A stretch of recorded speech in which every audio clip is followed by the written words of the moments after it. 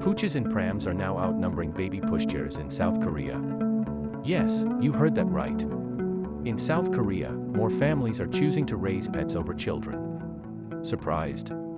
According to Market, South Korea's biggest online marketplace, 57% of pushchairs sold in the first 3 quarters of this year were for pets, while only 43% were for babies. Who would have thought? And it's not just about pushchairs. Did you know the number of veterinary hospitals in the country is now double that of children's hospitals as of November 2023? Crazy, right? A report also shows that 1 in 4 South Koreans now owns a pet.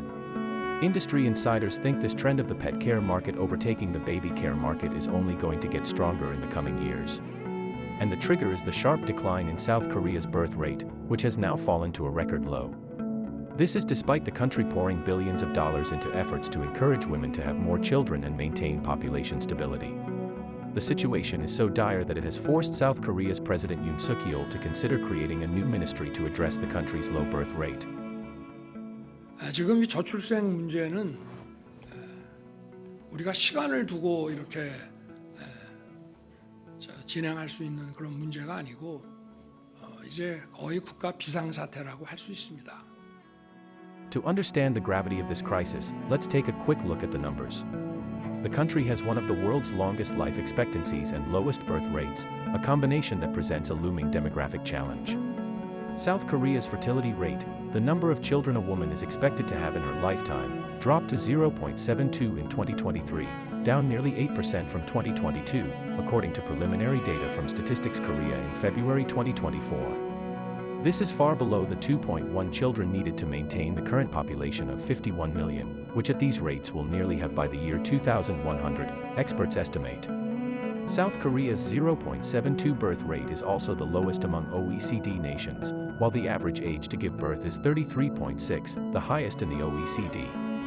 This comes despite the government having spent vast amounts to encourage people to have more children, including cash subsidies, babysitting services, and support for infertility treatment. In fact, South Korea's president has called it a national emergency. 경제기획원 같은 우리 저출생 대응 기획부를 설치해서 좀 더 아주 공격적으로 강력한 컨트롤 타워 역할을 맡기려고 합니다. Experts say there are multiple causes for the twin phenomenon of low marriage and birth rates. These include high child-rearing costs, surging property prices, and a notoriously competitive society that makes well-paid jobs difficult to secure. The double burden for working mothers of carrying out the brunt of household chores and childcare while also maintaining their careers is another key factor, experts say. Apart from the incentives to tackle the crisis, South Korean authorities are also coming up with novel ideas to halt the precipitous demographic decline.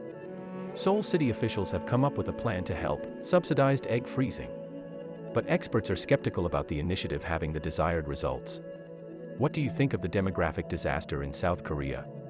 Tell us in the comments section. Also, subscribe to Business Hook for more in-depth coverage of trends which could have a huge impact on the global economy.